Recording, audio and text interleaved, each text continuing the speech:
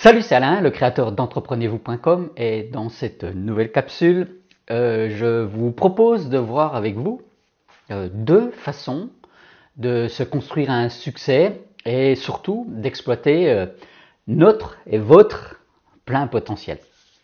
Mais avant de détailler tout cela, ce que je vous propose, si ce n'est pas déjà fait, c'est de vous abonner à cette chaîne pour recevoir des contenus autour de la haute performance, du leadership et de l'entrepreneuriat. Nous avons deux solutions pour augmenter notre réussite. En gros, c'est ce que j'appelle moi la méthode des 2C. Alors, d'une part, il faut continuer à faire évoluer vers l'excellence que l'on maîtrise. C'est le premier C, là, c'est-à-dire la phase que j'ai appelée moi de consolidation. Nous avons tous un capital qui vient de nos expériences, qui vient de nos formations, qui aussi vient de nos talents, de tout ce que l'on a appris en termes de savoir-être, de savoir-faire, de savoir-faire faire. Tout cela finalement on peut le décomposer en deux éléments. Il y a d'une part tout ce qui apporte à notre vie, tout ce qui apporte à notre business, tout ce qui apporte à nos métiers. En gros, tout ce qui construit de la valeur ajoutée pour nous, mais aussi, et certainement aussi, surtout pour les autres en tant que leader, là. Et puis de l'autre côté, il y a tout ce qui, dans tout cela, tout ce qui nous saoule, tout ce qui nous fait perdre du temps, tout ce qui nous fait perdre de l'énergie, tout ce qui nous fait perdre de l'argent. C'est tout ce que nous ne savons pas totalement maîtriser, tout ce que on peut constater que d'autres maîtrisent mieux ou aiment mieux que nous. Et à un moment donné, il faut savoir faire des choix. Il faut savoir devenir excellent dans ce que l'on propose en tant que leader, en s'appuyant finalement sur notre empire intérieur, sur nos zones de génie. Et cela ne peut se faire que si nous nous soulageons de ce qui nous encombre. C'est là qu'il faut savoir apprendre à déléguer, et à déléguer surtout à ceux qui savent bien mieux faire que nous. Et pourquoi pas se dire que voilà, cette partie, j'arrête de le faire, je l'élimine de mon quotidien parce que tout ça, ça me rapporte absolument rien. C'est comme cela que l'on se construit finalement notre zone d'excellence et que l'on en fait une certaine force, ce qui va faire finalement notre unicité, notre savoir-faire différenciateur vis-à-vis du reste du monde. Et le deuxième axe, c'est de déterminer la personne que l'on veut devenir. C'est le fameux quand je serai grand là que tout le monde utilise quand on est enfant, quand on rêve de devenir quelque chose dans notre vie. Là. Et c'est le fameux deuxième C que j'expliquais au début de cette vidéo, à savoir la phase de changement.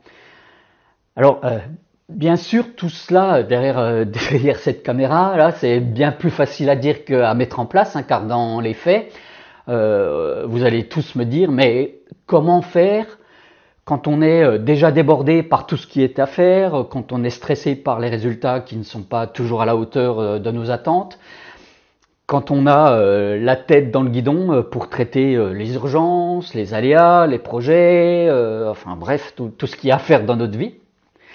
Tout ça, ça me parle aussi, parce que je le sais, j'ai traîné suffisamment mes guêtres pendant 30 ans dans des postes à responsabilité dans l'industrie automobile, par exemple, où tout investissement est vite très cher avec un retour sur investissement sur plusieurs années, où j'ai fait aussi pas mal d'années d'expérience dans la grande distribution, où là, au contraire, il faudrait avoir tout fait pour hier.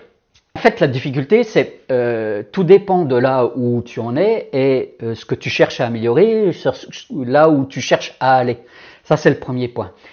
Mais surtout, c'est là aussi qu'on s'aperçoit que l'on a toujours besoin d'une aide extérieure, soit pour faire émerger ses propres talents, parce qu'un talent, c'est quelque chose que l'on fait tous tellement facilement qu'il nous est totalement impossible de savoir que c'est un talent et il n'y a qu'un effet miroir qui nous permet de nous apercevoir de cela. Et donc une fois qu'on a fait émerger, on a identifié son talent, justement il faut faire en sorte d'y exceller. Et le deuxième point de se faire aider, c'est aussi pour nous sortir de notre zone de confort, histoire de pouvoir changer de perspective, de évoluer vers autre chose, en changeant parfois légèrement de cap ou bien plus. Hein. Moi, la métaphore qui me vient là, c'est comme un avion qui partant de Paris et qui pour quelques degrés de plus ou de moins dans son cap atterrira soit en Amérique du Nord, soit en Amérique du Sud, au bout de bien sûr de quelques milliers de kilomètres. Là. Donc la conclusion de ce type de métaphore, c'est un petit pas peut induire finalement de gros changements. Alors la solution, c'est de se trouver une sorte de copilote pour continuer à utiliser la métaphore de l'avion là. Un copilote qu'on peut appeler un mentor ou un coach ou tout simplement un sachant. Hein.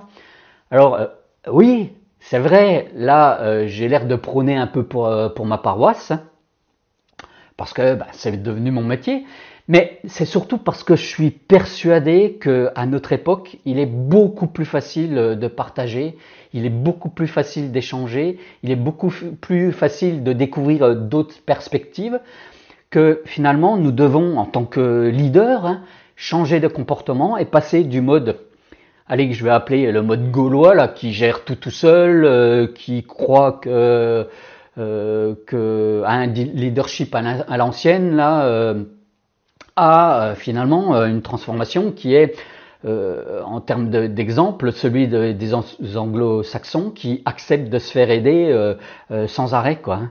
Aux États-Unis, il y a pléthore de coachs et de supports parce que c'est dans leur culture. Et donc, pour se faire aider, finalement, on peut faire émerger 4 typologies de copilotes à trouver dans sa vie. Parce que parfois, nous avons besoin de quelqu'un qui est là, présent pour nous supporter, pour nous aider à nous poser les bonnes questions, quelqu'un qui nous amène de vraies réflexions.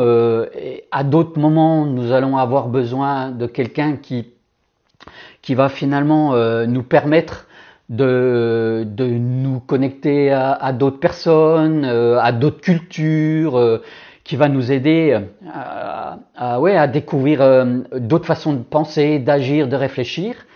Voilà, donc finalement quelqu'un qui nous met dans un réseau. Puis à d'autres moments, nous avons besoin de quelqu'un qui va nous donner le tempo. C'est un peu l'image qui me vient, c'est comme dans le monsieur là qui tape sur le tambour là dans les galères romaines là. Et cette personne va nous aider à suivre un rythme, va nous imposer des jalons, va nous aider à définir des deadlines, des temps de passage pour avancer sur nos actions et nos projets. Et puis nous pouvons aussi avoir besoin quelqu'un qui nous challenge, de quelqu'un qui nous pousse pour aller au-delà de nos limites, qui va nous pousser à faire mieux, à voir plus grand, à ne pas nous restreindre à cause, par exemple, de nos croyances, à cause, par exemple, de nos peurs. C'est comme cela que tu vas réussir à pouvoir travailler tes 2 C du départ. À savoir, d'un côté, la consolidation de tes vrais pouvoirs, et de l'autre côté, le changement pour devenir la personne que tu voudrais être. Si cela te parle, suffit de me mettre dans les commentaires ce que ça évoque pour toi.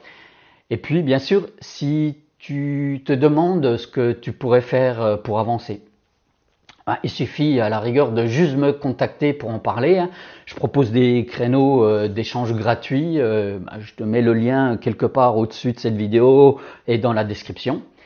Alors, si tu as aimé ce contenu, il y a le petit pouce là pour me dire c'est top. Partage. C'est un début de te mettre justement en connexion avec d'autres personnes et de pouvoir commencer à échanger. Et puis, en attendant de se retrouver très vite, explore ta vie, passe à l'action et change ta réalité. À tout vite. Ciao, bye.